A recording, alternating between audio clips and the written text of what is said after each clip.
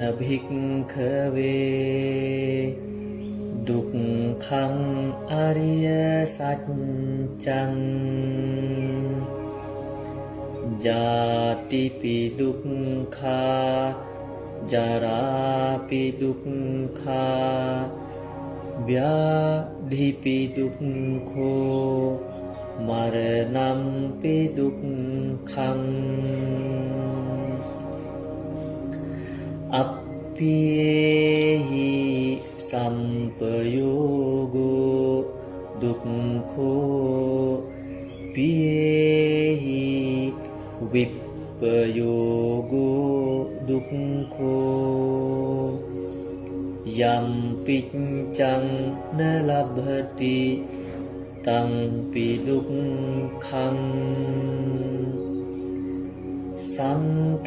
සංඛිත්තේන පංචුපාදානස්කන්ධා දුක්ඛා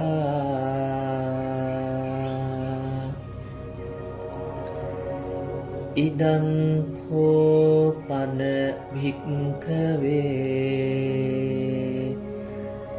දුක්ඛ සමුදයං අරිය සත්‍යං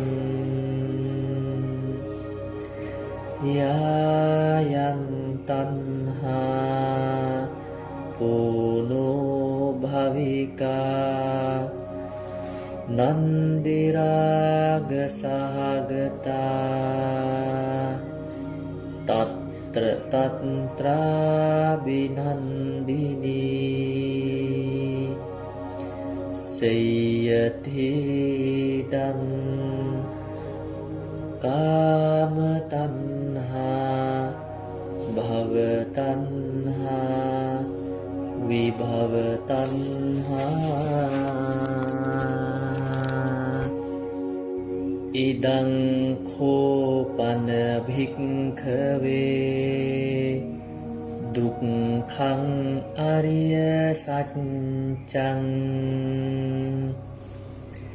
ජාතිපි දුක්ඛා ජරාපි දුක්ඛා ව්‍යාධිපි දුක්ඛෝ මරණම්පි දුක්ඛං අප්පියේහි සම්පයෝගෝ දුක්ඛෝ පියේහි විප්පයෝගෝ දුක්ඛෝ යම් පිච්ඡං න ලබ්ධති තං පි දුක්ඛං සංඛිත්තේන පංචුපාදානස්කන්ධා දුක්ඛා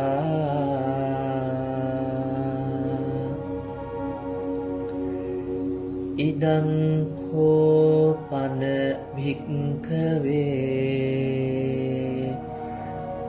දුක්ඛ සමුදයං අරිය සත්‍යං යායං තණ්හා පෝනෝ භවිකා නන්දි රාග සහගතා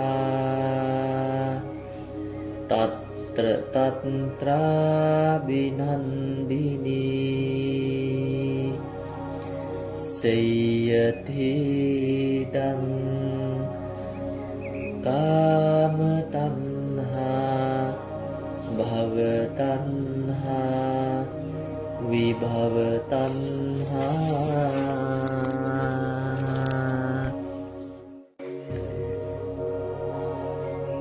ඉදං කෝපන භික්ඛවේ දුක්ඛං අරිය සත්‍යං ජාතිපි දුක්ඛා ජරාපි දුක්ඛා ව්‍යාධිපි දුක්ඛෝ මරණම්පි දුක්ඛං อัปปิหิสัมปโยโกดุกโขปิเยหิวิปปโยโกดุกโขยัมปิจจังนลับหติตังปิดุกขังสังคิตเตนะปัญจุปาดานักขันธาดุกขา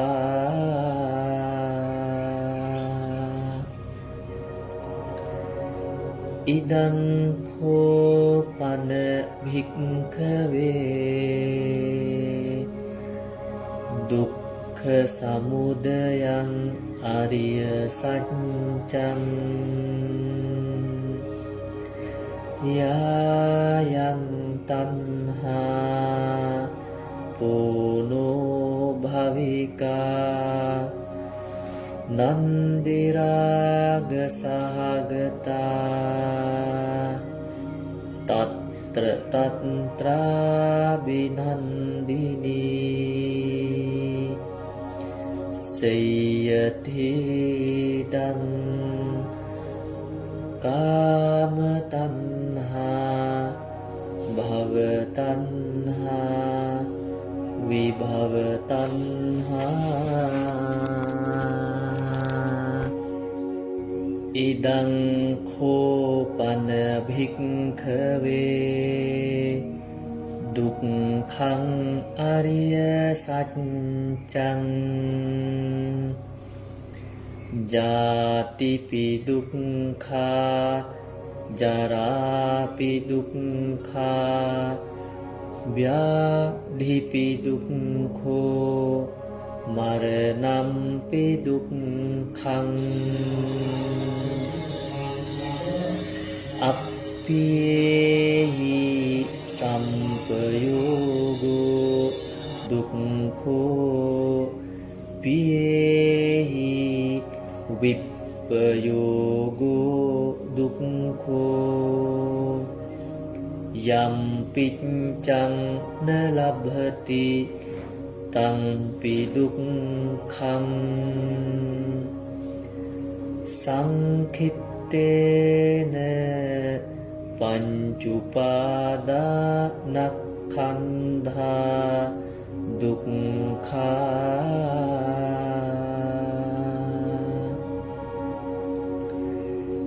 อิดังโคปันภิกขเวดุกขสมุทัยังอริยสัจจังยายังตัณหาปุโนภวิกานันดิรากสหกตาตัตตรตัตตราบินันดินีเสยทิดังกามตัณหาภวตัณหาวิภวตัณหา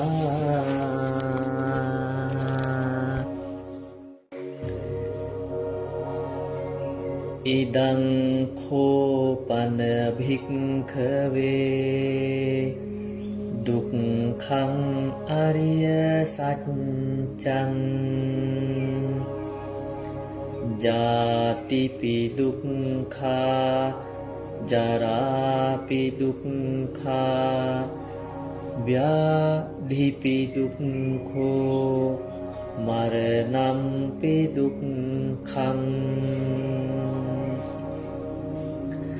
อัปปิเยหิสัมปโยโกดุกโขปิเยหิวิปปโยโกดุกโขยัมปิจจังนลับหติตังปิดุกขังสังคิตเต සංකිත්තේන පංචුපාදානක්ඛන්ධා දුක්ඛා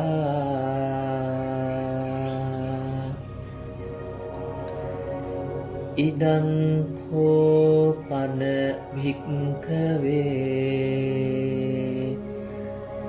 දුක්ඛ සමුදයං අරිය සත්‍යං යායං තණ්හා පෝනෝ භවිකා නන්දි රාග සහගතා තත්‍ර තත්‍රා බිනන්දිනී සේයතිදං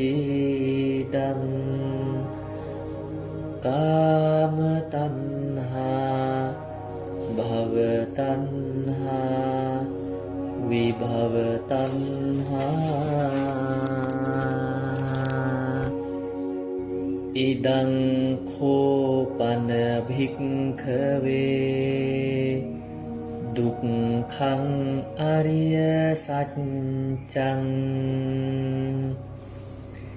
ජාතිපි දුක්ඛා ජරාපි දුක්ඛා ව්‍යාධිපි දුක්ඛෝ මරණම්පි දුක්ඛං අප්පේහි සම්පයෝගෝ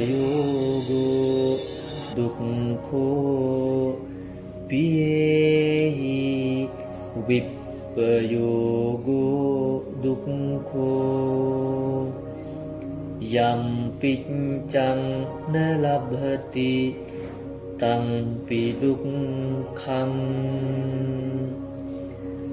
සංඛිත්තේන පංචුපාදානක්ඛන්ධා දුක්ඛා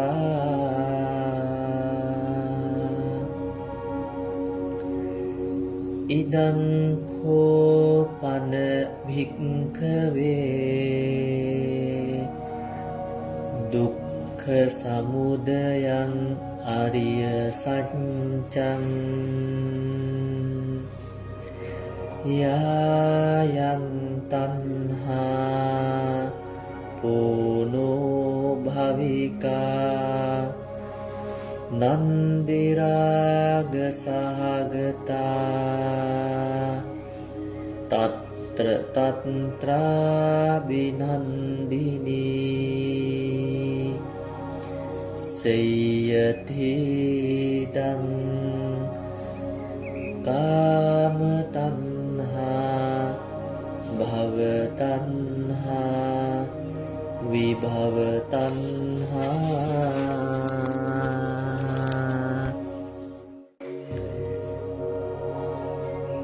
ඉදං කෝපන භික්ඛවේ දුක්ඛං අරිය සත්‍යං ජාතිපි දුක්ඛා ජරාපි දුක්ඛා ව්‍යාධිපි දුක්ඛෝ මරණම්පි දුක්ඛං අප්පේහි සම්පයෝගෝ දුක්ඛෝ පියේහි විප්පයෝගෝ දුක්ඛෝ යම් පිච්ඡං න ලබ්ධති තං පි දුක්ඛං සංඛිත්තේන පංචුපා the Buddha, the Dhamma, and the Sangha. Again, my deep respect to Venerable Maha Sangha and greeting all friends and Dhamma around the globe. I am Sakon Tim, live from Seattle, Washington, USA, with Sister Sapiep Cha, who is live from Phnom Penh, Cambodia. Welcome to Dhammika Life Dhammasandana program. Before we begin our discussion, I'd like to inform that this program is brought to you by the Dhammika Life Foundation, which is led by Venerable Saktivi, who currently resides at Wat Kamarapotiram, Seattle, Washington. And this program's purpose is to aim at propagating Buddha's teaching, both languages, Khmer and English. Our program usually starts shifting interchangeably every Friday, 9 p.m. Cambodia time and 6 a.m. Seattle time. However, it is, 7:18. We have a little bit of technical problem, a little bit. It's 7:18 in Seattle due to our daylight saving time, which we move our clock forward 1 hour standard time and move back 1 hour during fall time. So our main purposes for this program are to disseminate Buddhism locally and internationally, bringing that is related to our daily life in society and especially among the youth, simplifying the teaching from the ancient to the modern world, promoting the awareness of Buddhism in Cambodia to the world, and promoting peaceful and mindfulness living through ethics, concentration, and wisdom. Today, we are pleased to present you a very interesting topic called Caturāriya-Sacca. We will have more in-depth knowledge of the Four Noble Truths. We will be able to identify the difference between the real truth and general truth, and how can we utilize this truth to apply in our daily lifestyle. Again, it's such a great privilege to have our two distinguished Dhamma speakers to join with us today. Before we begin a Dhamma discussion, Sister Sapip will introduce our today's speakers. Sister Sapip? Thank you, Sister Sakon. And first of all, I would like to pay homage to the Triple Gem, the Buddha, the Dhamma, and the Sangha. And my respect to our Dhamma speaker tonight, as well as to our Dhamma friends, ladies and gentlemen, for joining and following our show as always. As Sister Sakon highlight, today we have a very great topic on Caturāriya-Sacca. And we have our two distinguished Dhamma speakers. And I would like to introduce both to all of our Dhamma friends. First, we have tonight joining with us Bhante Saimchanti, Bhante Saimchanti Dhamma Siri, who currently reside at Wat Khmer, Arizona, in Arizona of the United States of the America. Bhante was born in Kampong Speu province and ordained as a novice in 1998. So totally, if I'm not wrong, it's around 23 years that Bhante have served as the Buddhist monk. So my great respect to Bhante, and Bhante received the master degree in Buddhism and Pali from the University of Kelaniya, Sri Lanka, and Master of Science in Psychology from Grand Canyon University of Arizona State. So my great honor to have Bhante join us tonight. My respect. And next we have invited Bhante Saktivi, who is the founder of Dhammika Life Foundation, a non-for-profit organization aiming at promoting the Buddha teaching. Bhante is leading and teaching Buddhism in English courses to help Dhamma friends to better understand not only the English terminology but also the Buddha teaching. And my great privilege to be one of his students as well. So Bhante latest publication is Dhamma terminology.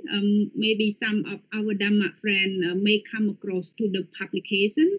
The Dhamma terminology is the compilation of the Khmer Pali, Romanized Pali, and Khmer English term. currently, Ponte TV is residing at Wat Camera Potiram, based in Seattle of the United States as well. So, without further ado, given our time running short as well due to technical problem, we seek apologize. But let us begin our discussion with our main topic around the Caturāriya-Sacca. So I would like to hand the first question to Ponte Chanti. Can you define the term Caturāriya-Sacca so that our audience can better understand what we are talking about today? Please, Ponte. Thank you very much. I great respect to the most valuable triple gems, Buddha, Dhamma, and Sangha, and my deep respect to all the most venerable Mahasangha in the Buddhist dispensation, especially here, Venerable Brother Munipoto Soktivi, the founders of Dhammika Life, who allowed me to talk here. And good morning and good evening to everyone, Dhamma friends, especially our two great moderator, Upasika Josophiep and Sakon Tim, who currently moderated our speaking. So thank you for the question. So we come to the question, and I do apologize that for interrupting about the broadcasting. The word Caturāriya-Sacca, if we define the word, it stems from word Catu and Ariya-Sacca. Catu, we all know Catu means 4, the number 4. It means Catu. And Ariya-Sacca, Ariya plus Sacca. Ariya means the supreme, the ultimate, the absolute. It means Ariya. And plus Sacca. Sacca means the truth. And combine the three words together, Catu, Ariya, and Sacca, mean the supreme truth. There are 4 supreme truth or 4 noble truth. But the R, we see the letter R that we have Caturāriya. The R means just only in Pali language we call agama. It means the newcomer. Newcomer is just only come to existing without any meaning. It just only come to make the word combine together and make the word easy to pronounce or sweet or humble. So that's why we call Caturāriya-Sacca. It's easy than Caturāriya-Sacca. It's easy like that because we combine the word together. So Caturāriya-Sacca means the 4 supreme truth or 4 noble truth. Yeah, this is my first definition. Thank you so much, Ponte, for this elaboration. And I would like to hear from Ponte TV as well, if you can help to add to what Ponte Chanti have mentioned. Please, Ponte, your turn. Yeah, thank you. My homage to the Buddha, the Dhamma, and Ariya-Sacca. And again, my great respect to most venerable Dhammasri Samjanti, the abbot of Wat Khmer, Arizona. Thank you for your time joining us today with this very interesting topic, Caturāriya-Sacca. So we want to define or to understand the meaning of this Pali term, Caturāriya-Sacca, like Venerable Samjanti already defined the term. So there are 3 terms in here. Catu, as he said, means 4. Riya is the noble or the sublime or the high. And then Sacca is the truth.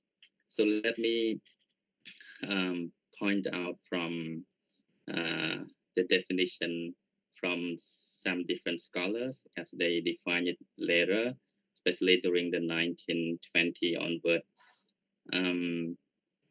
So there are a few different translations in terms of the Caturāriya-Sacca. Professor Paul Williams, who was the former president of the UK Association for Buddhist Studies in UK during the 1920s, he defined Ariya Sacca as the truth for the noble ones, or the truth realized by the noble ones. And it is, I think here it is important to note that the Sacca, we normally translate it as truth or reality. And in another word, they use the phrase to describe the word, the Pali term Sacca as that which is in accord with reality. Okay, Sacca means that which is in accord with reality, like the way it is. That is why it is called Sacca.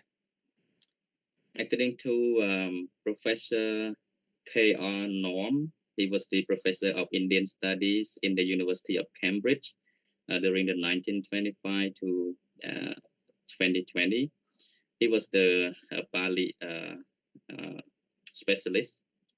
So he also defined the term Caturāriya-Sacca as the Four Noble Truths, or the truth of the Noble One. So the Noble One here refers to the Buddha, the enlightened one, the awakened one. So to speak in short, the word Caturāriya-Sacca here, as we usually see the translation as the Four Noble Truths.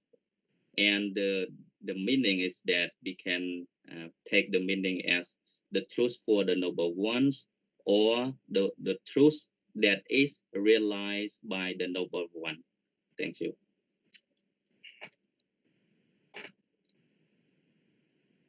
Well, thank you so much. So many terms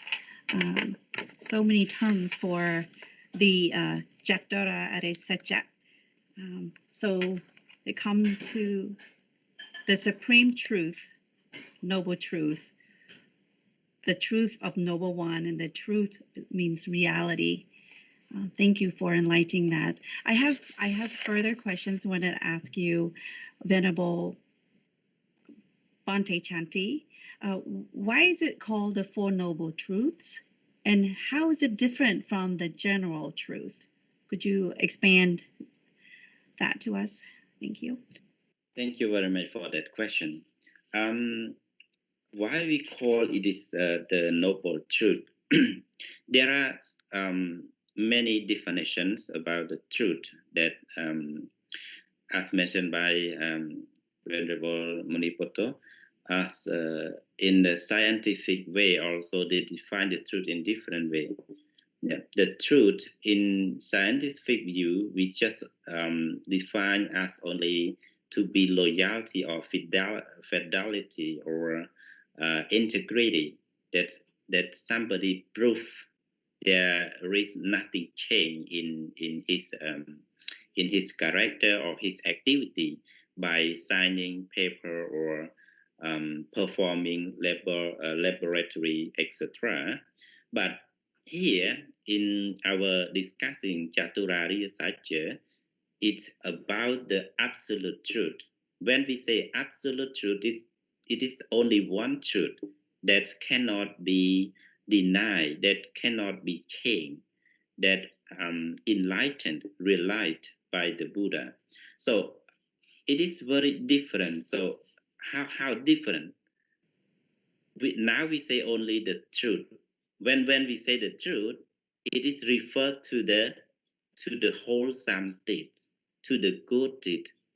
But in this good deed truth, there are 7 kinds of truth also. In Alavaka Sutra of Suttanipata, Alavaka asked the Buddha about Kingsu Rasang Satutarang. It means, what is the test that dispel all tests, or what is the sweetest test?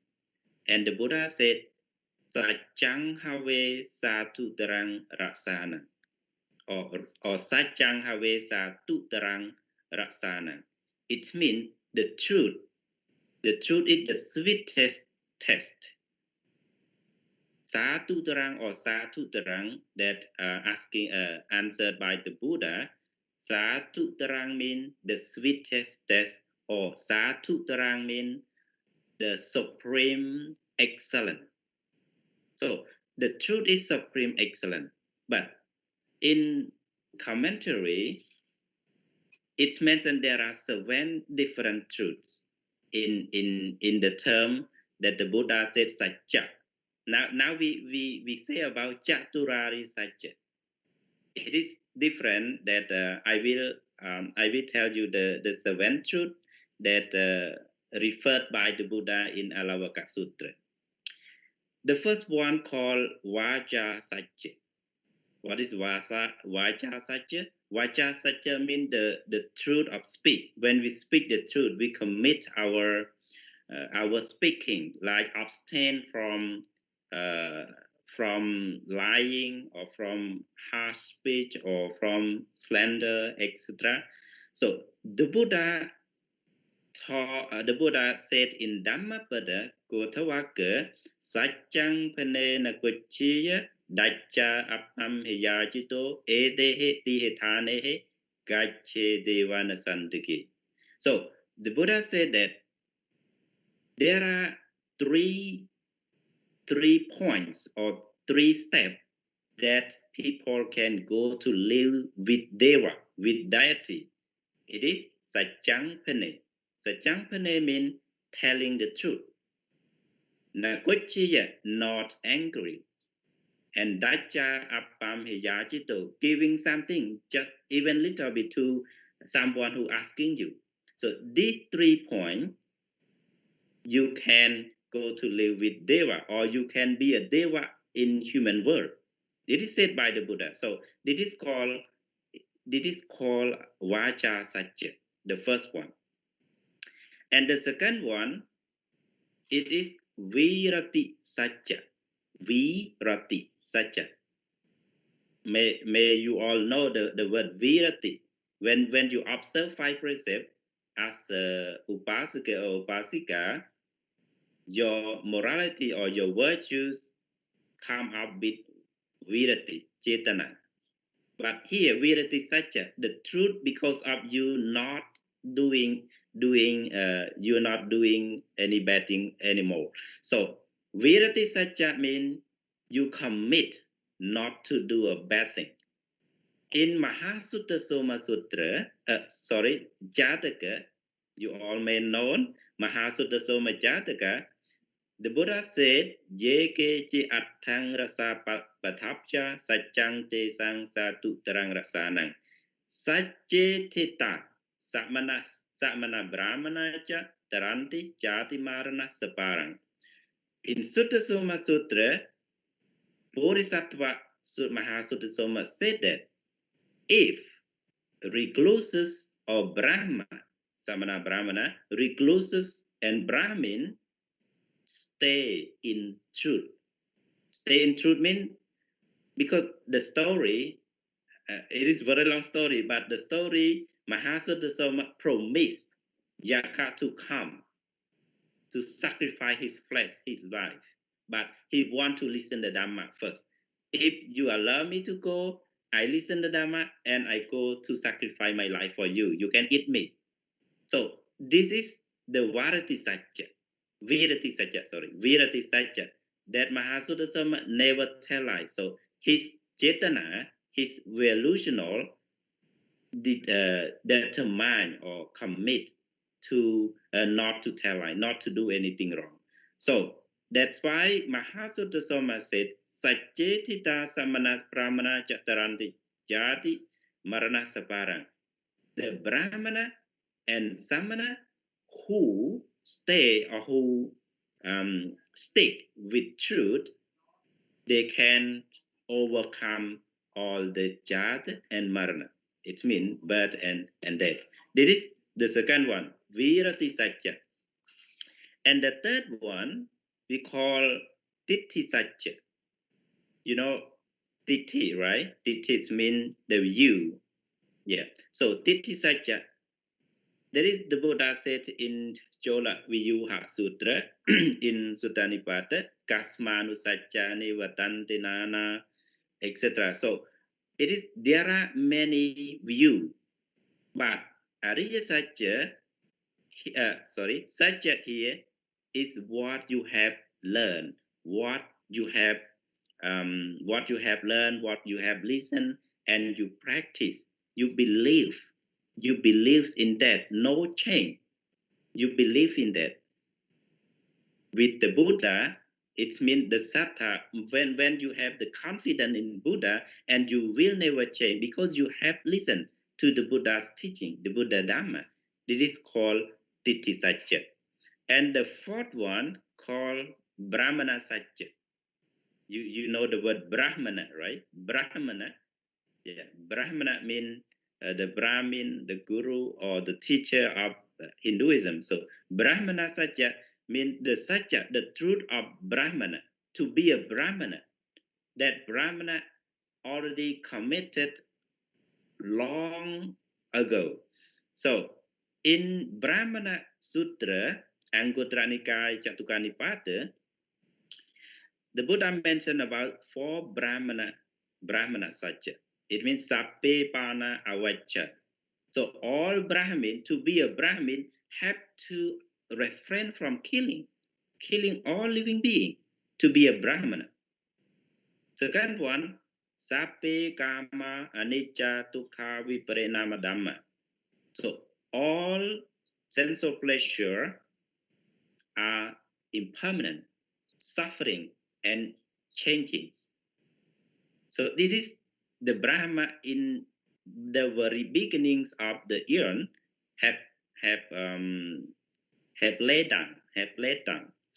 And the third one, Sappe Bhavanicca Dukkha Parinama Dhamma. So all existence are impermanent, suffering, and changing. The fourth one, Nahang Kwanachi Gasachiti Kinjana Tasmin Naja Mama Kwachana Kinjana Tatiti. It means in this universe there is how to say Kinjana, it's meant to disturbances.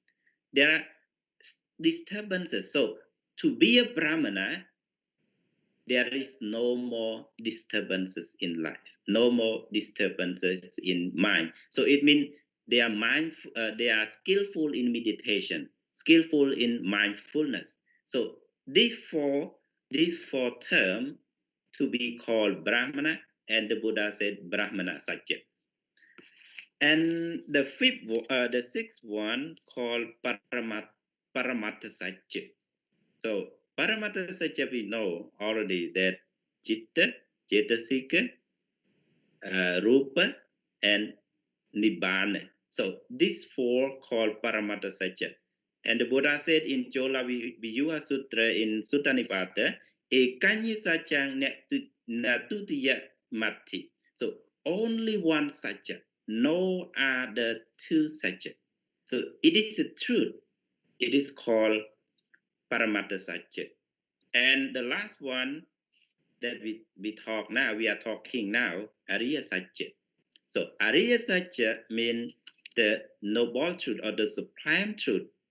And there is a long definition in Vibhanga-Sacca, in the Sacca Vibhanga, Abhidhamma Pitaka. It's leading by the word Jatunang, Ariya Saccanang, Gati Kusala, Gati Akusala. So there are 4 noble truths. How many are wholesome and how many are unwholesome, etc.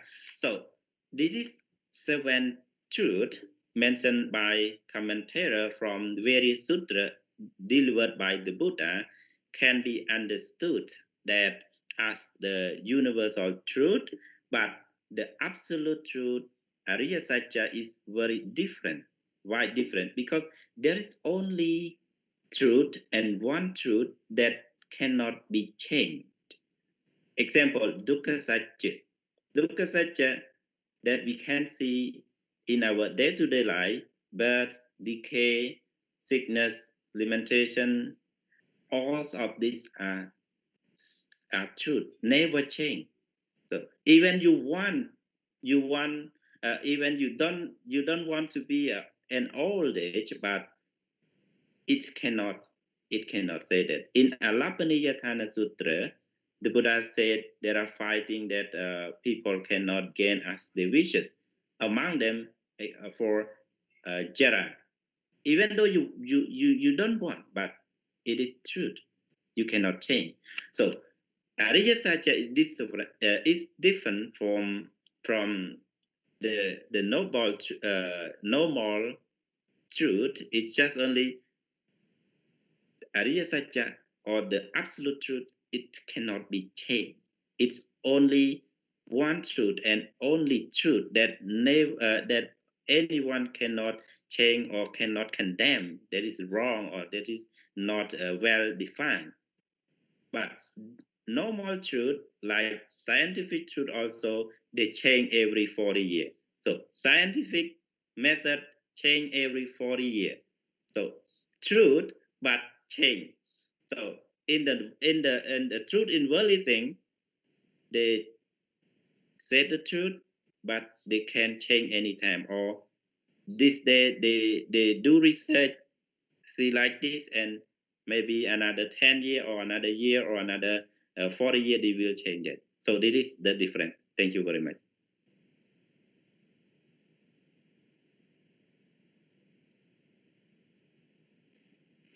Sister, okay. Thank you. A lot of the truth, the 7th truth. I want to move on to Bhante Saktivi. Could you also enlighten us why is it called a Four Noble Truth and how it's different from the general one, general truth, please? Yeah, thank you. I think this question is so important for us as a Buddhist student, as a Buddhist learner of Dharma. We should be able to differentiate between the truths. There are a lot of truths that we have used in everyday life, but some truths may not be true for the public. It may be true for one person or for some people, but it may not be true for the whole world. So that's why we need to differentiate between the noble truths. Why is it called so? And the truth in general. Just like Venerable Saimati already mentioned, I just would like to add on to that about why is it called the noble truth? How the truths become noble, So first thing we need to understand, like I mentioned earlier about the definition, because this truth is to be realized by the noble ones. I mean, the normal person like us, the worldly persons who sees according to what the noble one sees, they also will become the noble person. So that the truth that they have realized become the noble truth, right? So how is it different? Okay, let me put it in another way, in another simple word.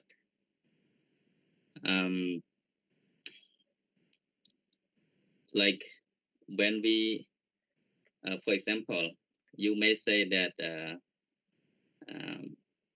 the sun rise at 7 p.m.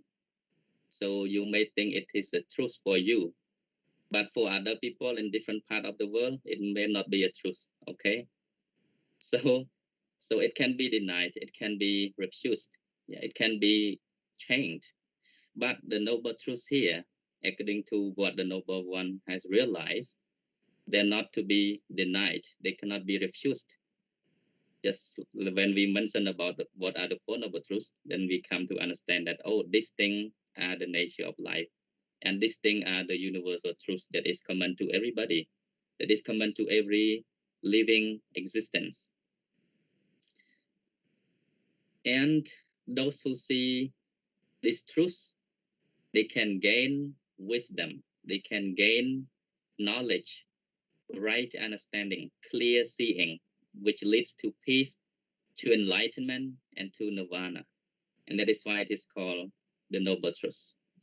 There is no any other truth which is as noble as this four, because all the other truths cannot lead you to enlightenment, cannot convert you to become a greater person, or cannot convert you to become a holy person.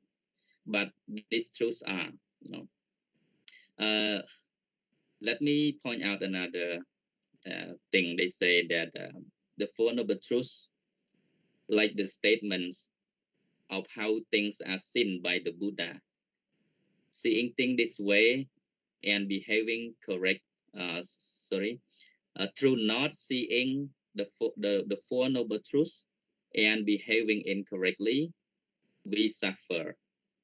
So this is specify the importance of the Four Noble Truths. Why is it called so? Yeah. And then the Four Noble Truths, it represents the enlightenment experience of the Buddha. So when he got enlightenment, he described his whole experience, how he have come through before realizing this Four Noble Truths. He suffered a lot because of the mispractice, wrong practice.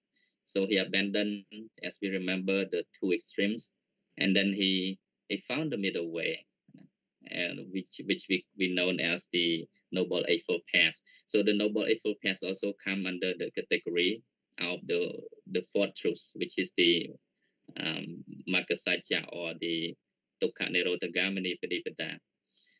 So I think in this case we should mention what are the Four Noble Truths. So the first one is the Caturāriya-Sacca, the noble truth of the suffering. Second one, Samudaya-Ariya-Sacca, the noble truth of the origin of suffering or the arising of suffering.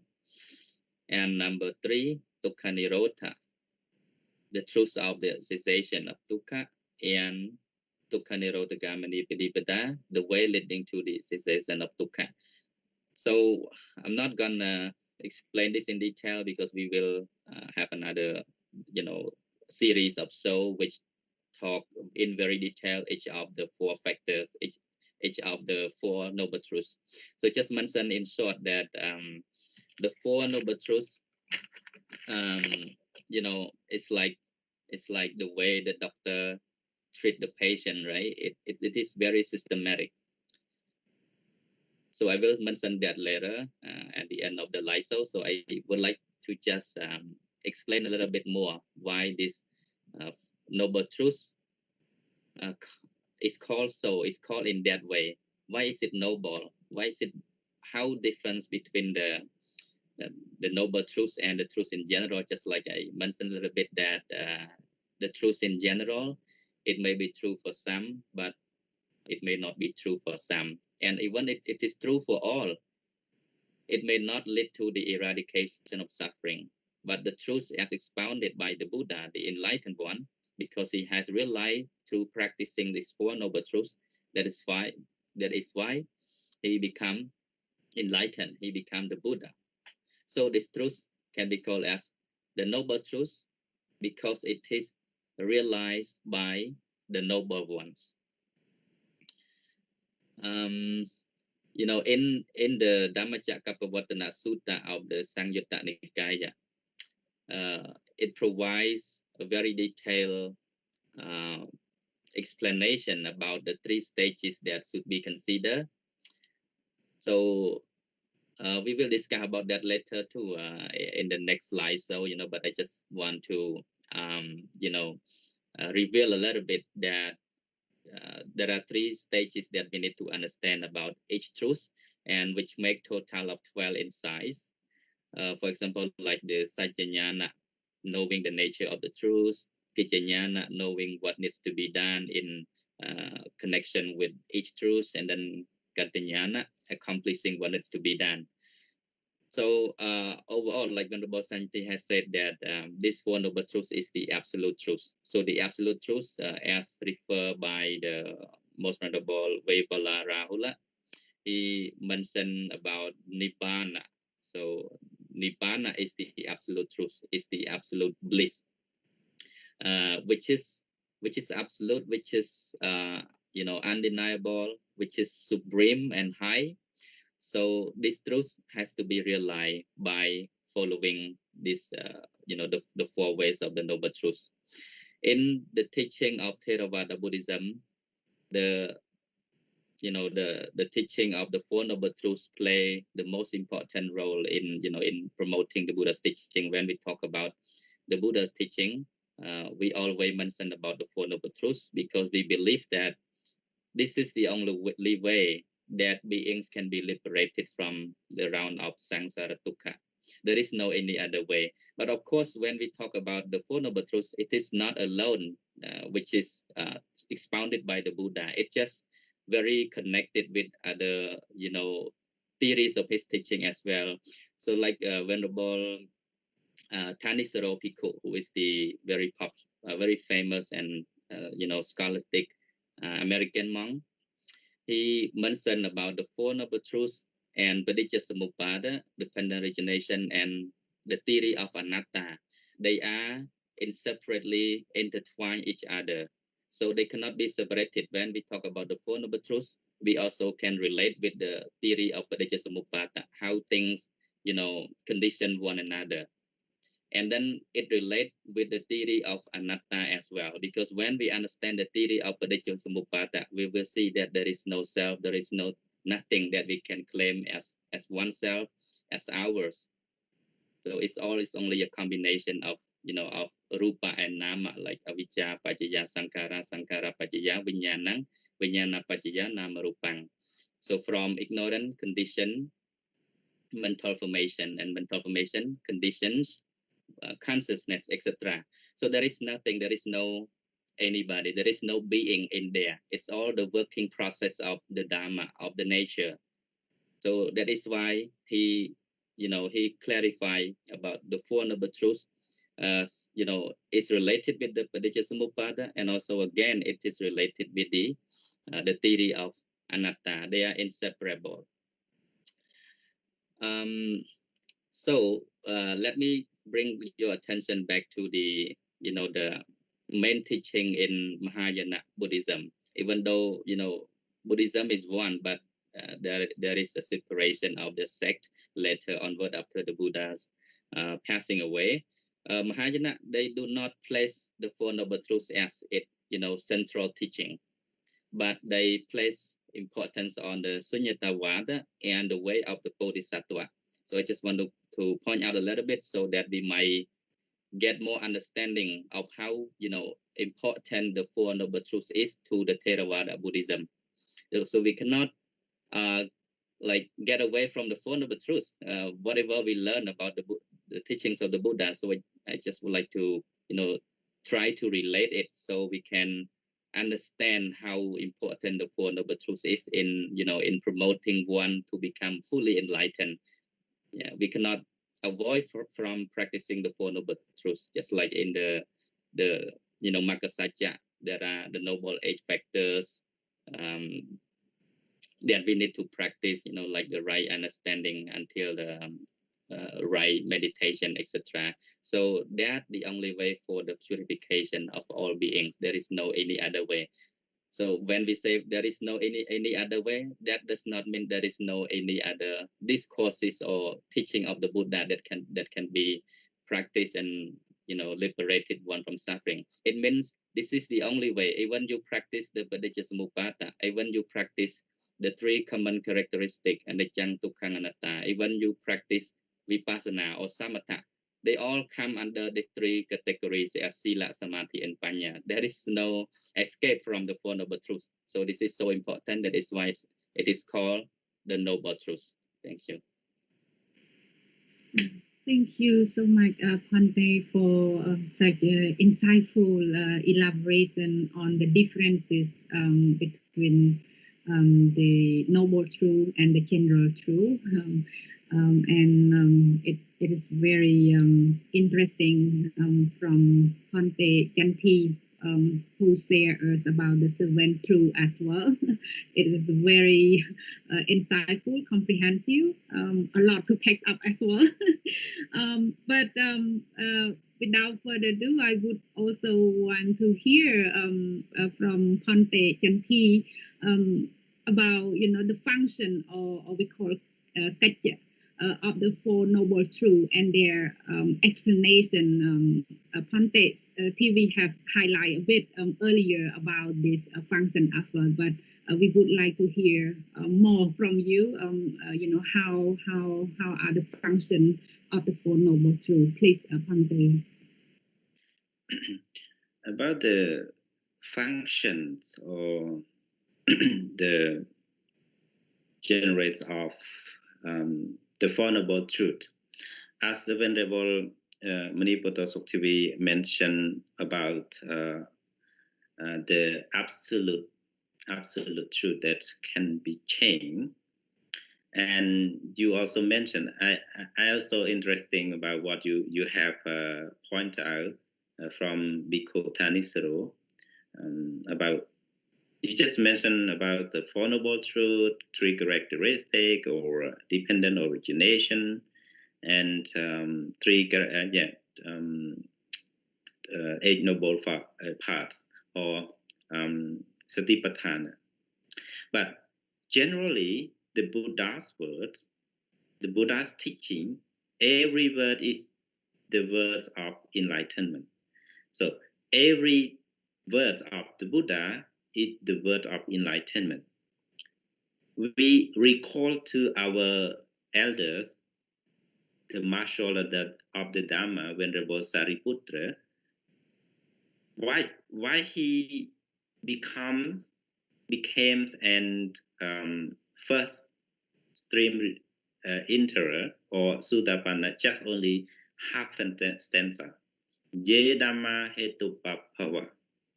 So Ye Dhamma hetu pappava, just mentioned by Assaji Bhikkhu, Venerable Assaji said that every combination thing, Dhamma here means everything or the nature or the combination thing in the universe depend on each other.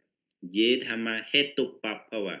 Hetu pappava means hetu, the reason or the cause, and pappava means derived from. So every combination derived from the cause. Venerable Sariputta did not listen to the effect, just only the cause, and he enlightened everything.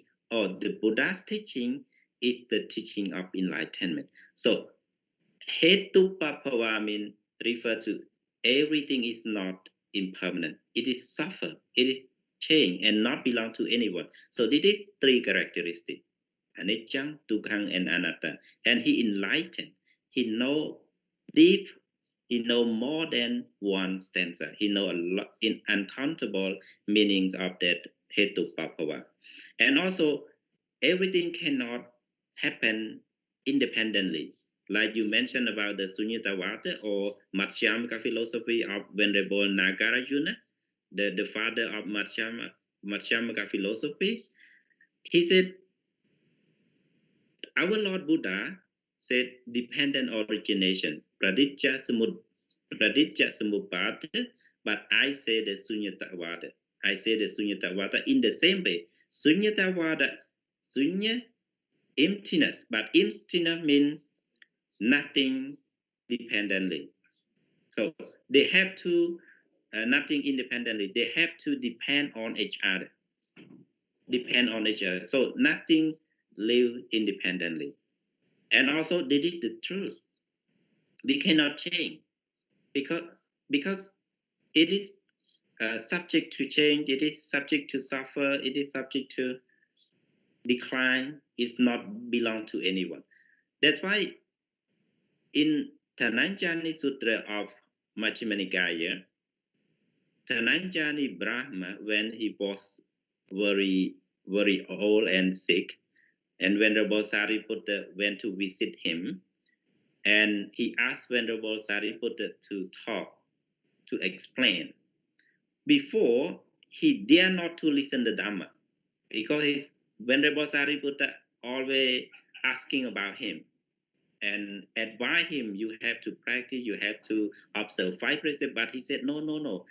I have to take responsibility for my children, my wife. I have to earn, I have to work, I have my own business, so I cannot observe 5 precepts. But Venerable Sariputta said, when you die, so your wife or your children or your wealth or your housemate can go with you, or can die instead of you, or can suffer, or can sick because of you. So no, yeah, it is a long story. But when the Venerable Sariputta went to advise him before he passed, before he died, Venerable Sariputta mentioned just only thinking, oh, Brahmin, they like to born in the Brahma world. Then Venerable Sariputta taught the Dhamma only in the Brahma world limitation, or the Dhamma about the chana which can lead to Brahma world. And he come back to the temple, and Dhananjani passed and born in Brahma world. Then the Buddha said, oh, Sariputta, not teach all the Dhamma, not teach the Dhamma with emancipation. Venerable Sariputta still clinging to the world. Then Venerable Sariputta awake, and then immediately respect the Buddha and asking, and he went to the Brahma world and talk and teach, advise again the Dhananjani Brahmana to enlighten.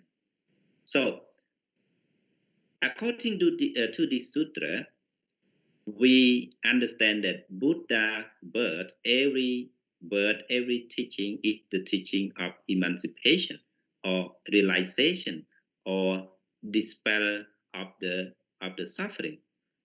So that's why even though you talk any corner of Buddhist teaching in stanza, in sutra, or whatever, it is the word of truth and the word of realization. If you read a lot, you will understand all the word in Tripitaka. You will understand even one word. If we say about only one word, Namo, or we say Tassa, but Tassa derived from who or what and why and what will happen. So we can discuss all the 3 characteristics, Praditya Samuppada, or Four Noble Truth in the word Tassa. So that's why in Sattaniti, the grammar books of Pali word, there are a big volume, and the dict of the book define just only one word in many meaning. And I see in Cambodia right now many some teacher, Abhidhamma teacher, they teach Abhidhamma from Dhammapada or from Sutra, and they looking for the point, looking for the sense of Dhamma. We call Ang Tor.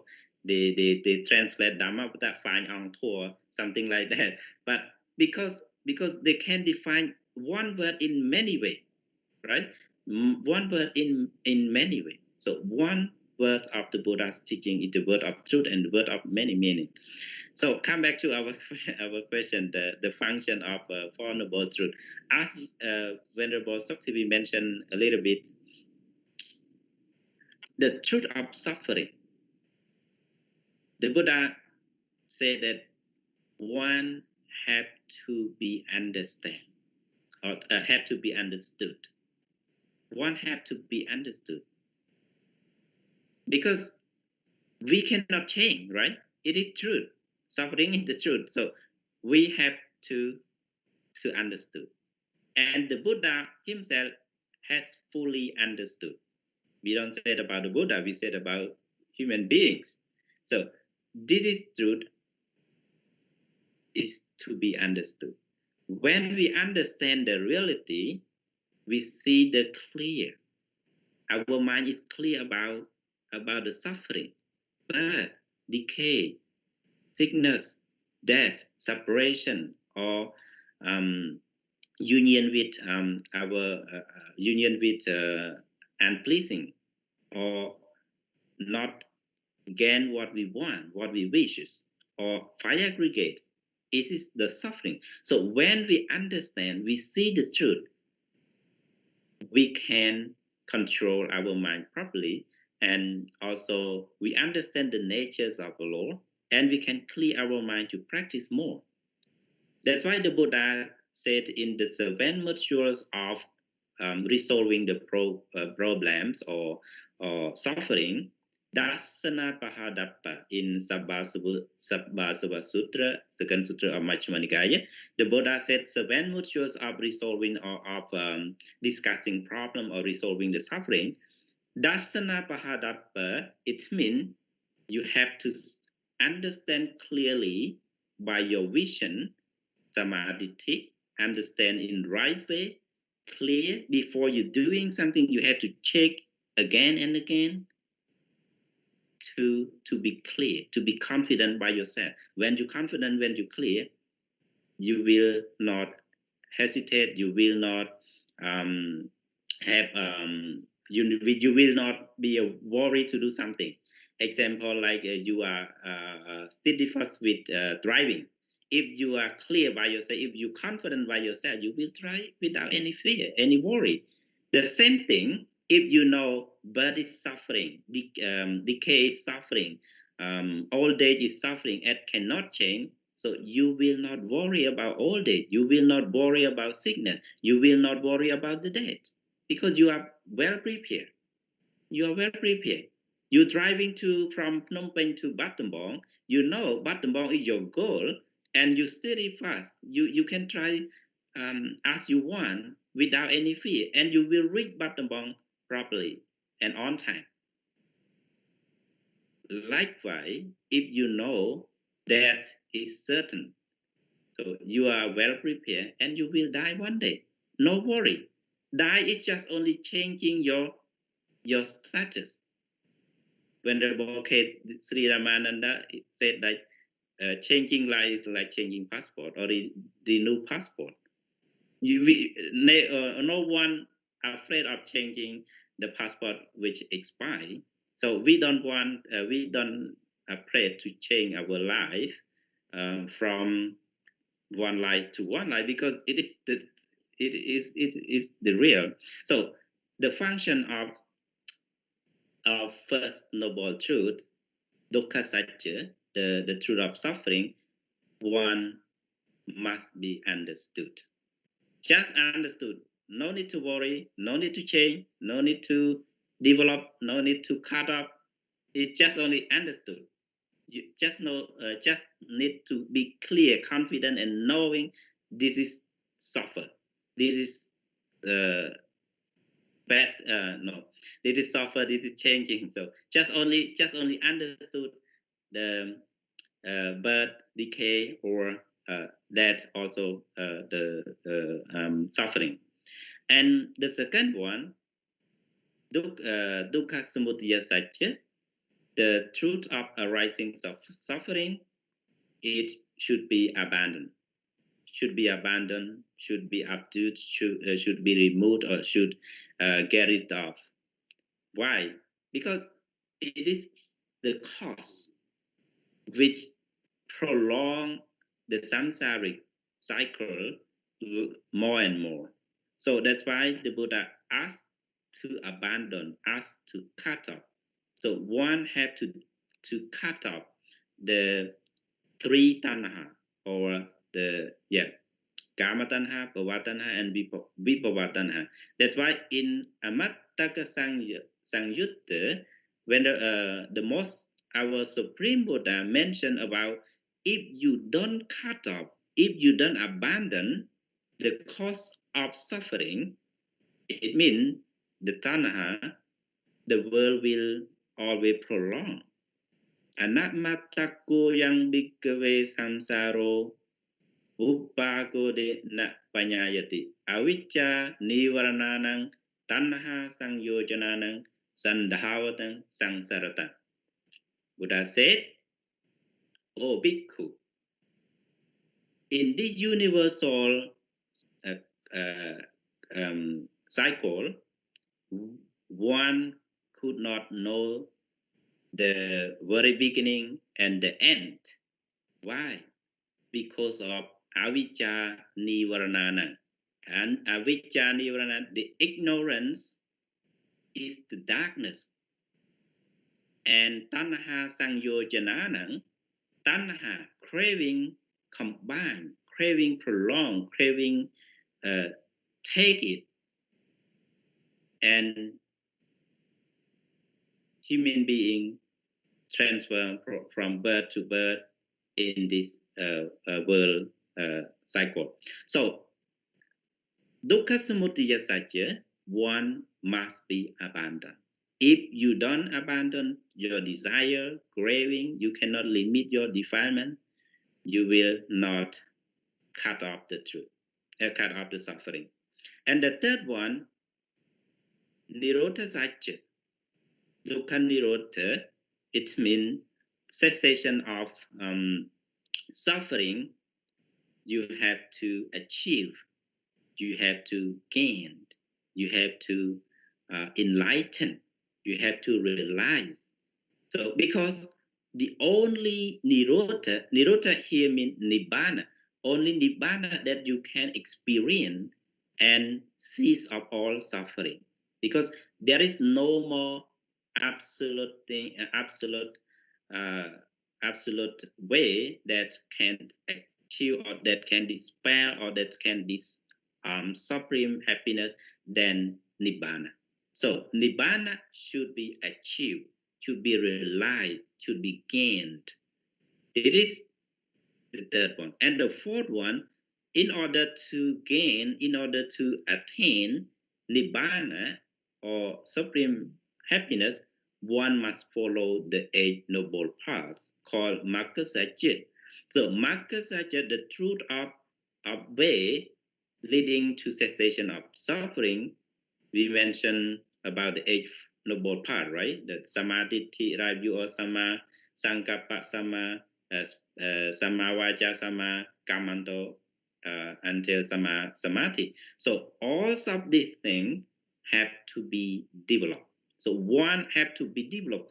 Without developing this way, the 8 noble paths, one cannot achieve Nibbana. And when one cannot achieve Nibbana, one cannot cease of suffering. One cannot cease of suffering. So you will live in this universe never ended. Uppagodena panyayati. So the end is not certain. The end is not clear for you. You want to go to Pathogenesis, but you don't know, you don't practice, you don't follow. You just walk from here to here, from there to there. You're not directed to Pathogenesis, so you will never reach. You will never see the goal. You will never see the path if you not practice. So in order to get rid of all this suffering, you have to follow, you have to develop the 8 noble paths. So again, dukkha-sacca, you have to be understood.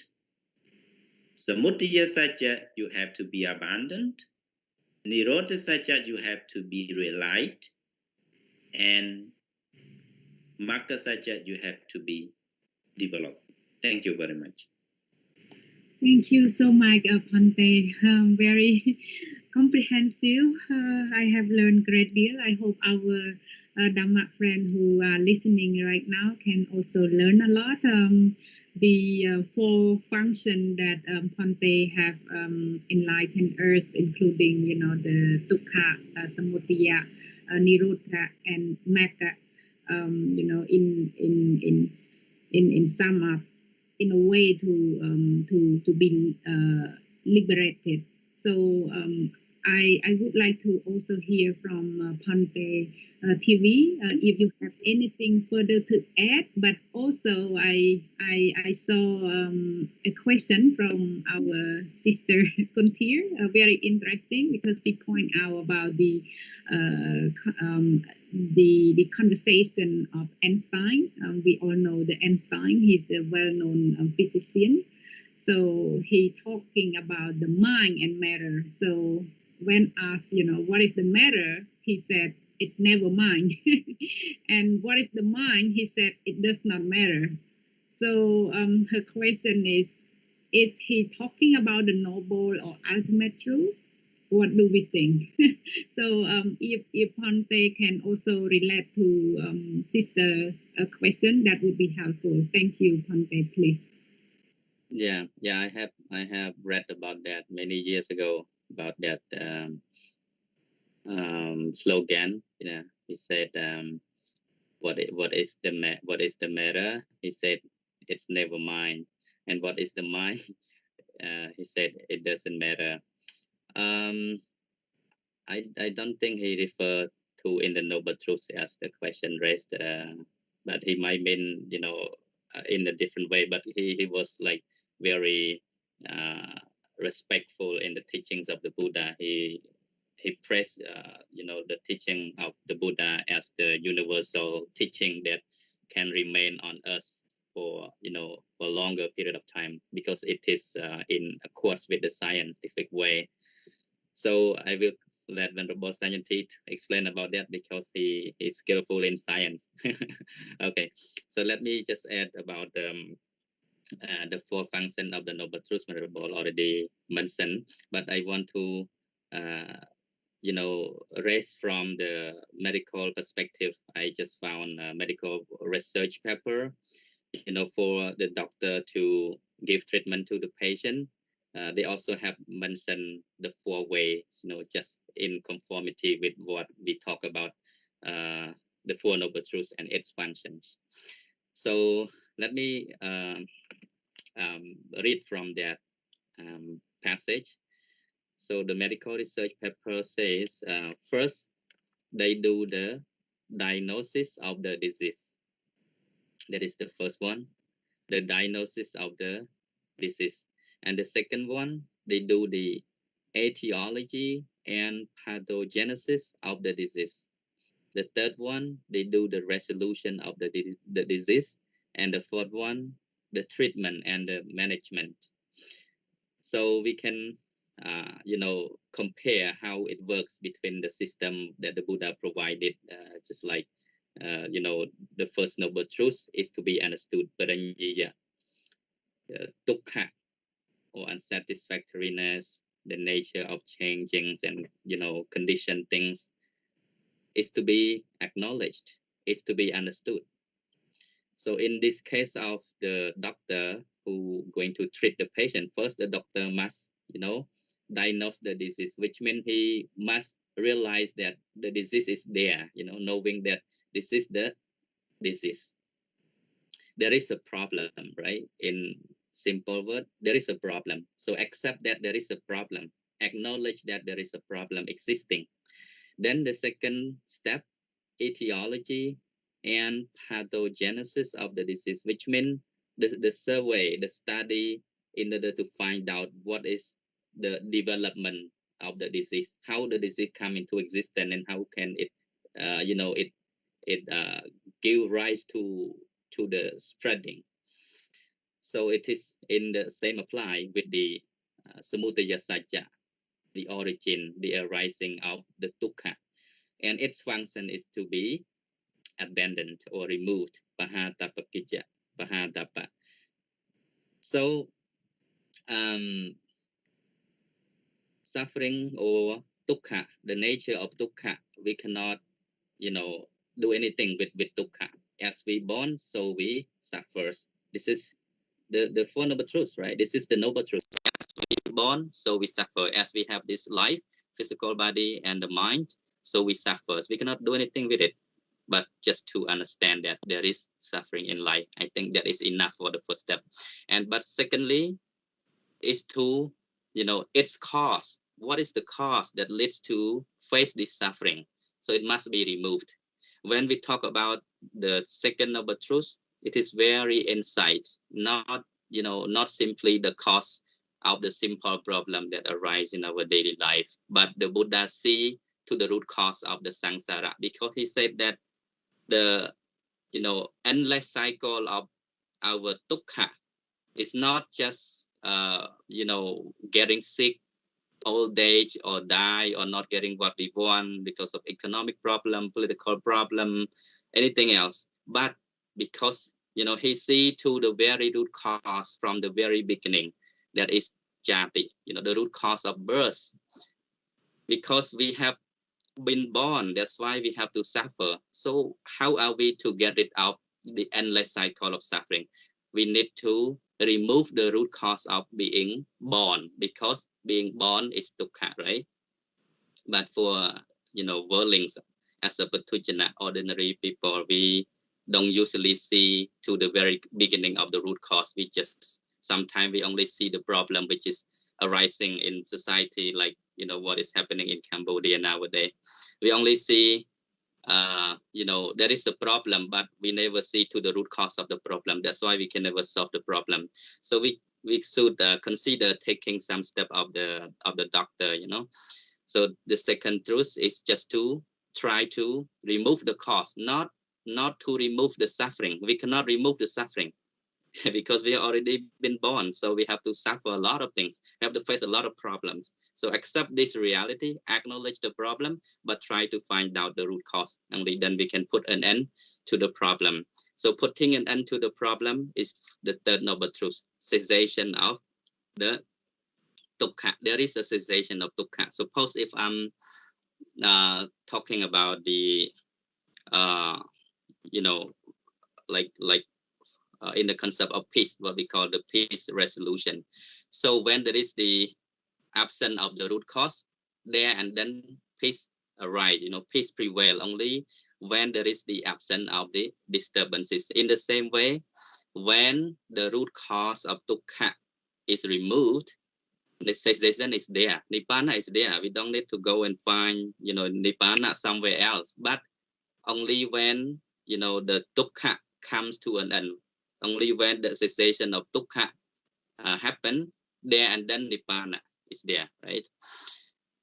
So number 4, the treatment of the treatment and also the management. So it's like the fourth noble truth, the Makkasacca or Dukkha Nirodha Gamini Padipata, the way leading to the cessation of dukkha. In the concept of the doctor, how the way how they treat the disease.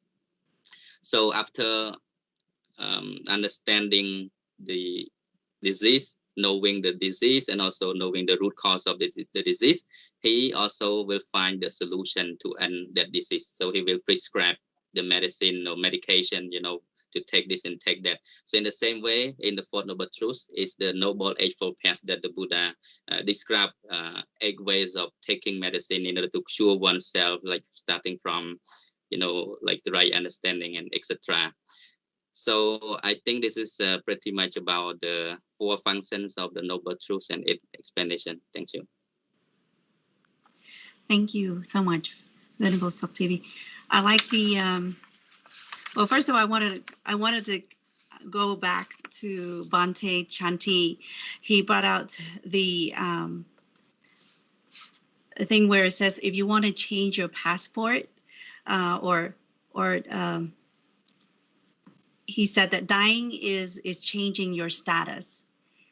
Another word is that understanding the real truth, the function only must be we must understand why we're here, why we're why we're sick, and we understand, and then we have to learn how to abandon that suffering.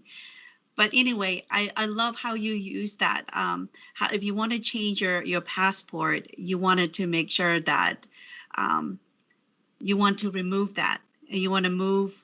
The way to remove it is to do that the Noble Eighth Path. And Venerable, I always switch Venerable and Bhante TV. I like how you use the diagnosis and the etiology and the resolution and treatment, how the doctors and how it's related into the Four Noble Truths. So the way to put an end of the problem is the way of the cessation is getting the prescriptions. Thank you. It was such an enlightenment. But I've never used the word, when you say like Bhante Chante, you always say that go without any fear. It's like understanding. When we understand each other, I mean, both Dhamma speakers brought out so many points. We must understand ourselves, and we must learn to accept it and to realize it. And then once we understand it, we have that confidence, that like Bhante Chanti mentioned, like if we're driving somewhere to go from here, let's say example, from Seattle to Redmond, that we don't know if we're going to have a car accident. We don't know what's going to happen to us. But if we know that Dukkhang, Anicca, Anatta, we know that things are impermanent, that we understand that this is it, and then we are very confident in what we do. And so thank you for sharing both. It put all things together, even our work function roles as well, to what the cause, find out the root cause, how do we resolve it, and how we can become into like a team player. Just an example for for business. But I wanted to ask Bhante Chanti, how can we apply the Four Noble Truths to our daily life? Antaputo ayang loko tanuketa vipassati. Sakkono jalamuto papo sakaya gacchati. The Buddha advised for friends of Visakha, Antaputo ayam loko. It means the worldly beings are covered by darkness. Darkness here, ignorance. Because of ignorance, one cannot understand, one cannot see the real thing. That's why when you try from place to place, you are worried because you are not skillful. You are not skillful. You're not skillful. So when you're not skillful, your driving is not confident. When you're not confident, means you cause yourself. You cause bad traffic to yourself and to other people, other vehicles.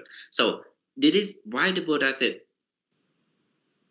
worldly beings covered by darkness, because they don't know how to drive. So if you don't know how to drive, you go up to the freeway, you will panic. So you cannot drive happily. You will fear and you will make many trouble. Tanuketa vipassati. Tanuketa vipassati means only a few understand the reality. Vipassati means insight, clear understanding. It means you are skillful, you are steadfast or skillful about driving. So you go up to freeway or national road or US highway, you never worry about your driving. Even you know that accident, the word accident is American or English used properly. Accident means something happened without knowing first. Coincidence or accident, we do not know first. But it is not our duty. Our duty is driving safe, driving with confidence, and reaching our goal. And traffic or accident or something happen, it is not our duty. That's why many people come to me and say, "Oh, Venerable, I cannot learn the Dhamma. Today I learned, tomorrow I forget. So what happened? And what I will do?" I said, forget is not your duty. Your duty is learning. So just keep learning. No worry about forgetting. Forget is not our duty. So if you want to remember or to know and to bear all the Tripitaka, you have to start learning from leader by leader and learning and learning.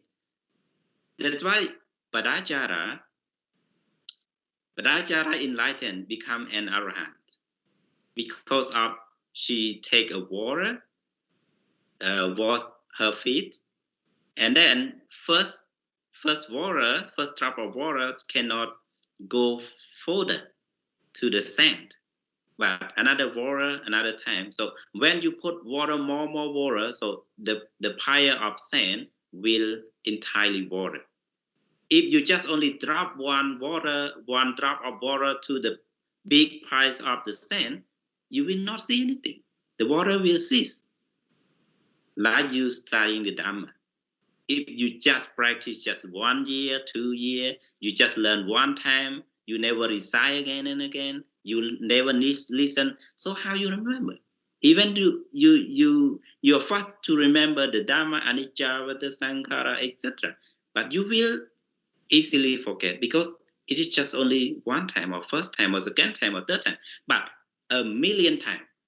So how? It's still fully. We can say Anicca Vata Sankhara without any preparation. That's why my professor about 15 years already that I was in my Master of Buddhist Study in Caturāriya University.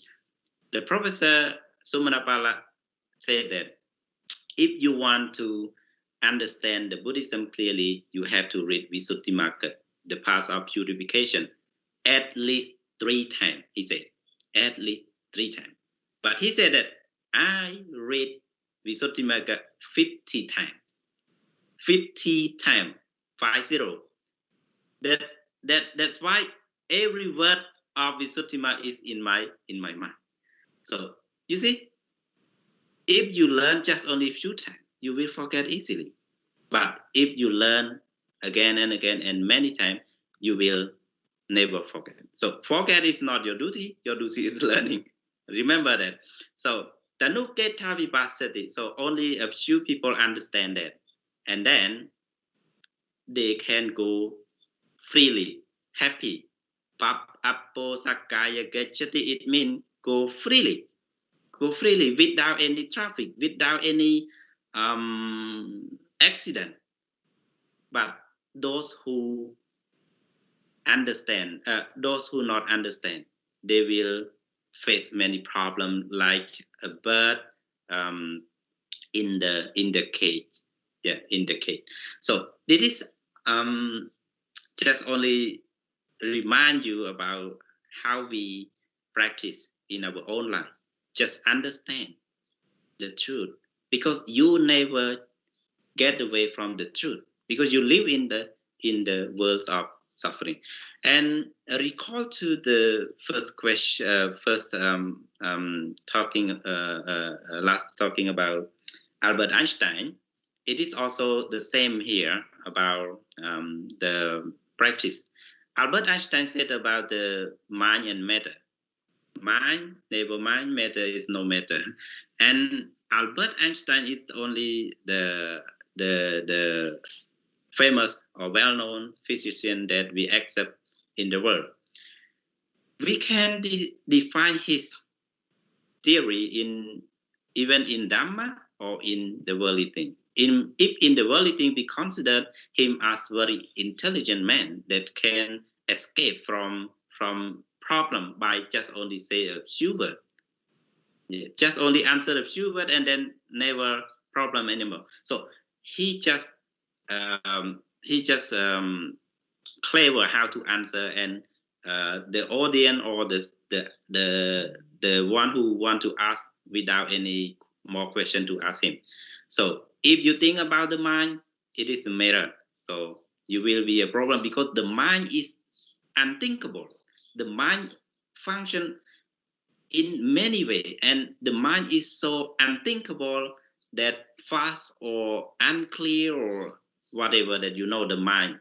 Even though you are now in our live show, but maybe your mind is with your school, or your mind is in Cambodia, or in tourist resort somewhere. So the mind is very far. Eka cirang asirang guha gayang chitang. So it is mind is unseen, or no form, or fastly going, something like that.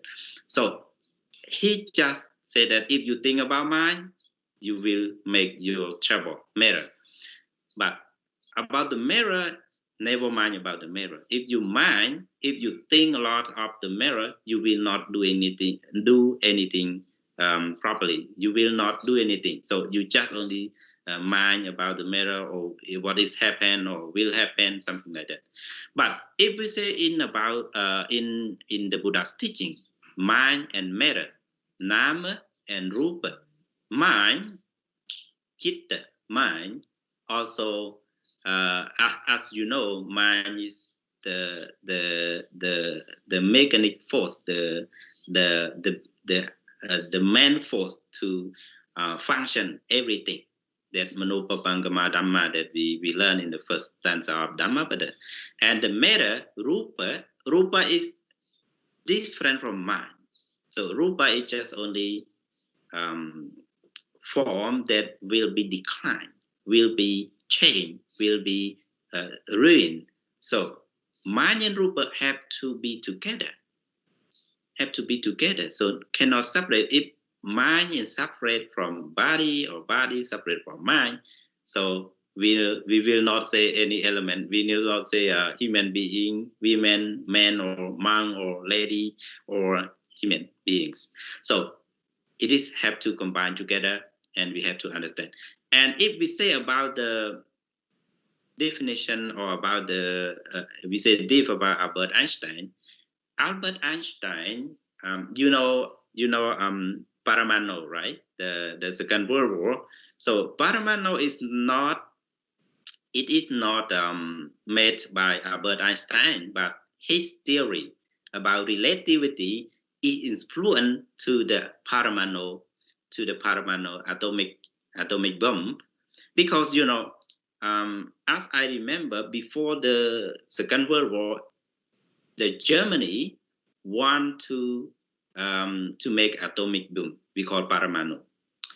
And Albert Einstein know exactly that Germany will do, and if the Germany does, so Germany will control the world, and many problems will happen. So that's why Albert Einstein written one letter to the U.S. president at that time to find a solution and take that uranium to make atomic bomb. So to have atomic bomb, Paramano, to prevent the world from destroy. And from that time, Albert Einstein went to Hiroshima, went to Japan, and he was welcomed by Japanese. Japanese loved him very much, and he loved Japanese. He said, "I love Hiroshima very much." But he doesn't know that many years ago, his relative theory will destroy Hiroshima. He never know. And he lived in suffering. He lived in regret that his relative theory destroyed Hiroshima that he loved the most. So this is not, as Venerable Soktivi mentioned, it is not the truth. This is not absolute truth anyway. We just say the truth, because it is general truth, the world truth, that will change an unknown thing. So how to practice, how to apply the truth in our life? As you point out about the changing passport, like I mentioned, in Dhammapada also the Buddhas discuss about Sopapodakutti. Sopapodakutti, when he just only beggar, and when he realized the truth, Sutapanna, and the king of Caturāriya-Sacca or Indra come to him and said him that if you condemn Buddha, Dhamma, and Sangha, I will give you a gold or a coins or money, something like that, and everything you want if you condemn the triple gem. But he dare not to say. Immediately he passed. He died and born in heavenly. So in that Dhammapada, the commentator mentioned that he just only broke the old jar or the old pot, and he got the very golden and new pot recently, immediately. So according to this, that I quote the word of Venerable Dr. Kesari Dhammananda to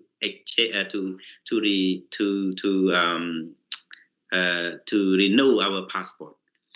We don't need to worry. We don't need to worry well prepared, because passport is one day expired, and we know exactly 10 years our passport expiration. So we know all this, but our life we don't know. We don't know when we die, but we know that will come one day. So we just prepare, concentrate, and do good thing. As I said before, our duty is doing good thing and learning, not worrying. Our duty is not worry duty. So our duty is just only do good thing, practicing, living happy, stick in the present, not worrying about the past or dreaming about the future. Just only living in present world, because the present is the matter of the future. Thank you very much.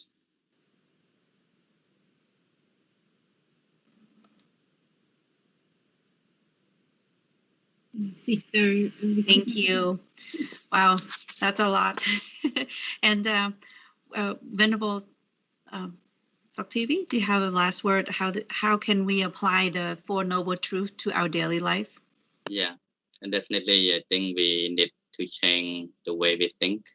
We need to like readjust the way we think, because as a ordinary human being, we think in accordance with the way the world goes.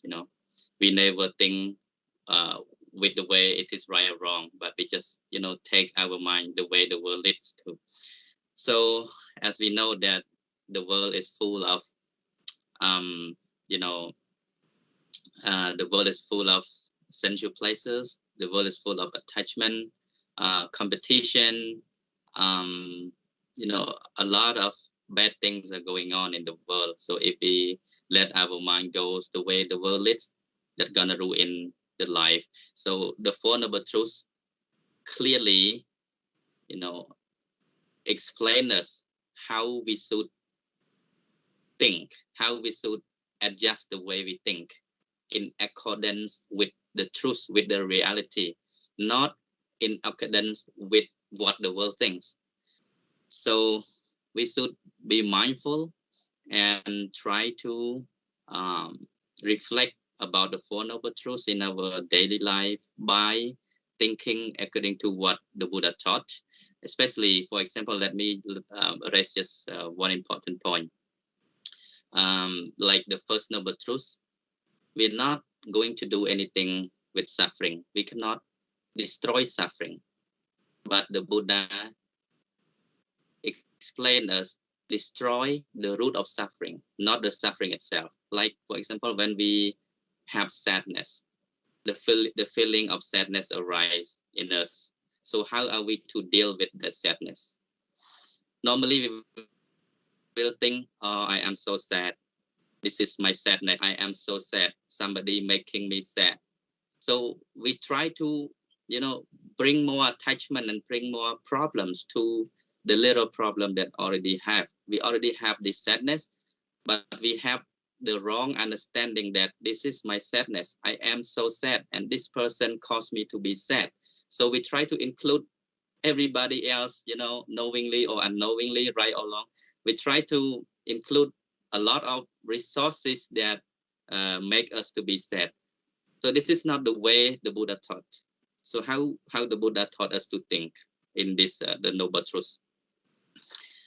So sadness as sadness, right? We see suffering as suffering, not I am suffering, not your suffering, not suffering caused by this person or that person, but we see to the root cause of the problem. Problem is there. Don't think that okay, this is my problem, this is your problem, and this problem caused by this person or that person. No, sadness as sadness. We see sadness as sadness.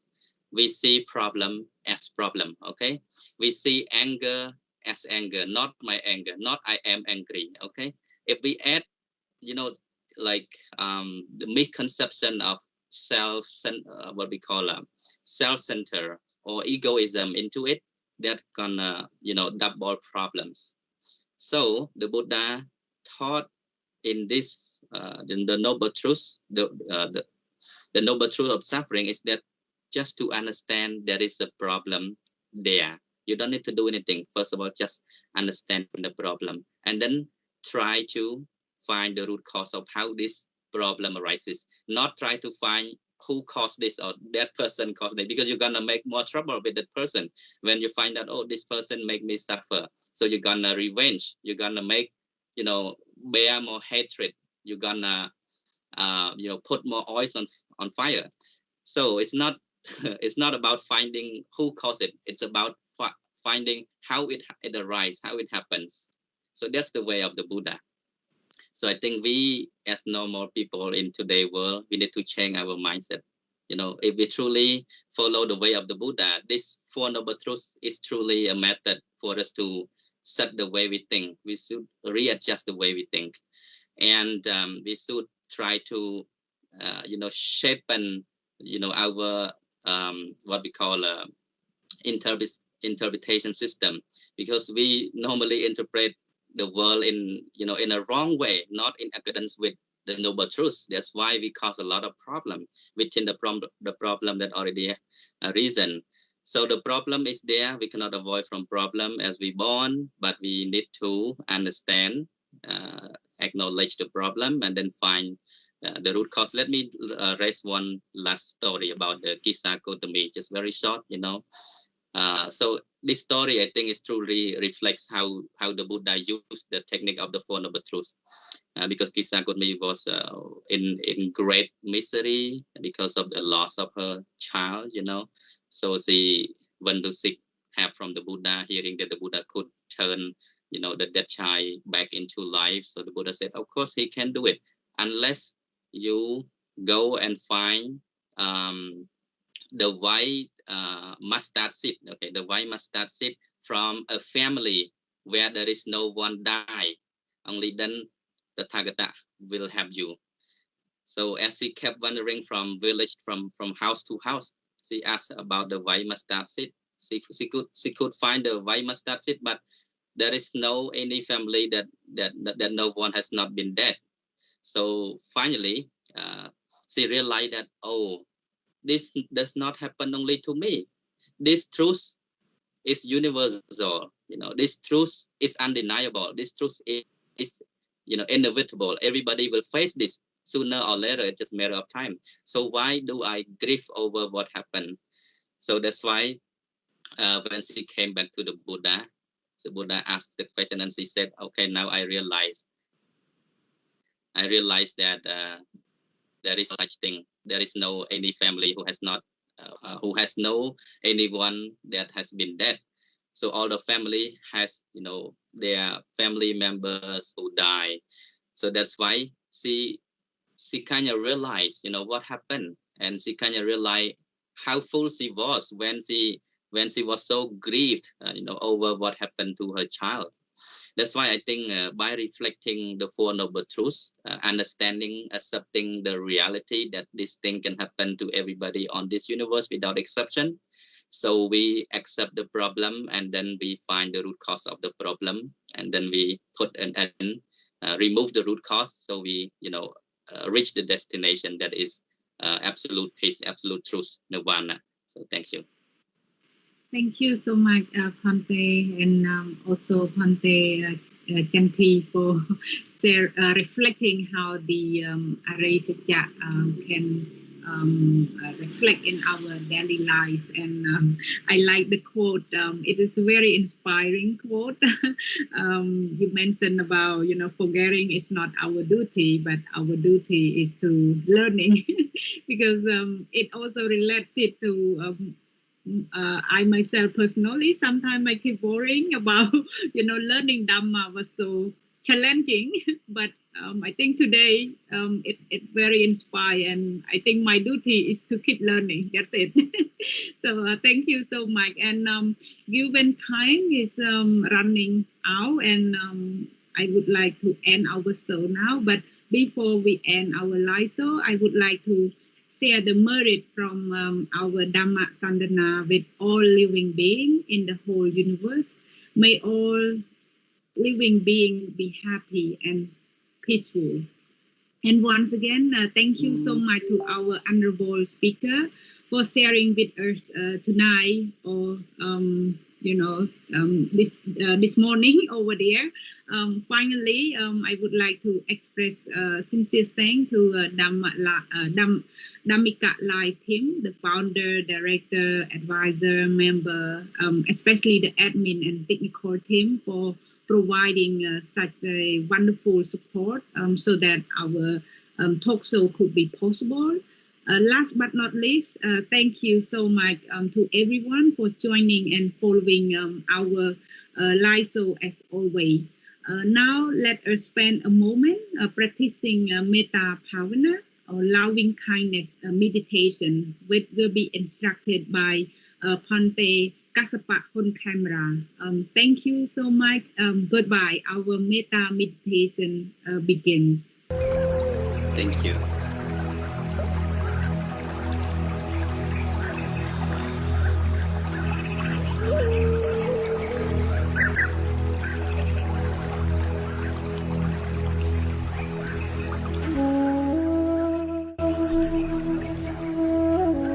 Hello everyone. Let us practice loving friendliness meditation for oneself. Self-loving friendliness meditation is the first section of Metta meditation. Self-loving friendliness meditation is designed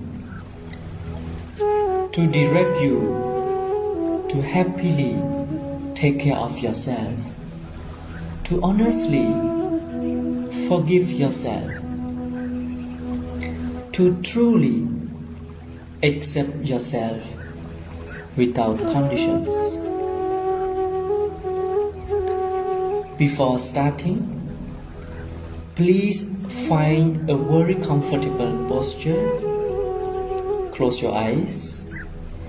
Relax your head, your shoulders,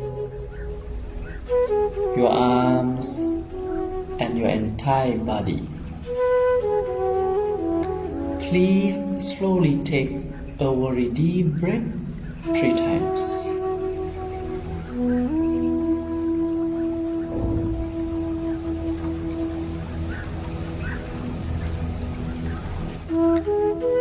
When it is done, let your breath flow as naturally as it does. Observe your breath without judgment, reactions, and criticism. Just merely observe it as the way it is while you are listening to my Pali Metta chanting.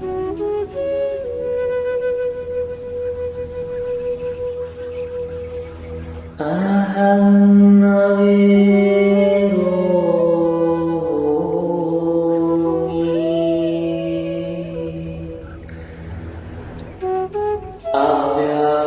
Avyapajo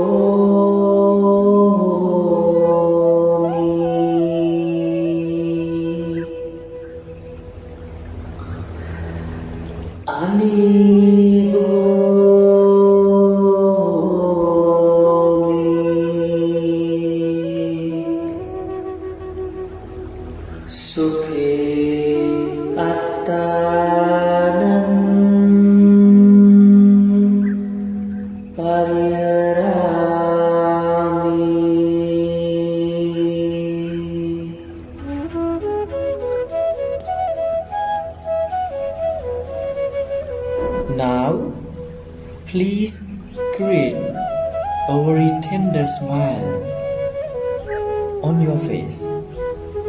Visualize your happy and smiling face. You are very happy person with smiling face. Please keep smiling with honest heart, because you are going to bless yourself. Please be aware of the phrases which I am going to recite, and let yourself honestly feel the real meanings of the phrases.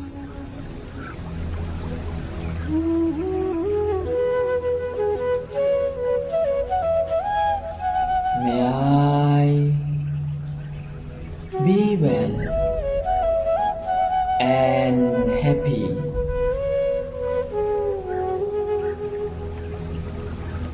May I be free from hatred.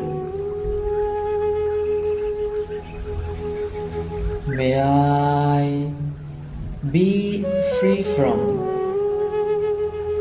ill will. May I be free from anger. May I be free from physical and mental sufferings. May I take care of myself happily. May I take care of myself happily. May I take care of myself happily.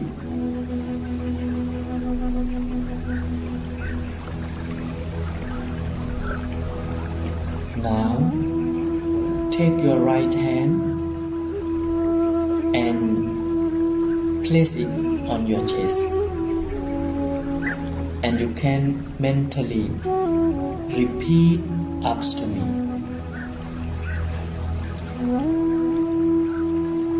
In this home, we are family. We live under the same shelter, so we must be kind to each other, be compassionate to each other, be friendly to each other, help each other, respect one another. Be happy every day. Keep smiling with honest heart. Be grateful. Be positive. Forgive even when it's really hard.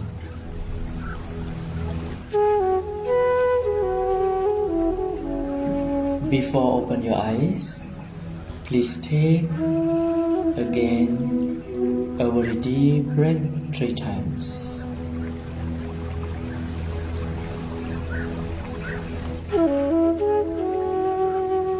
Thank you. May you be well and happy.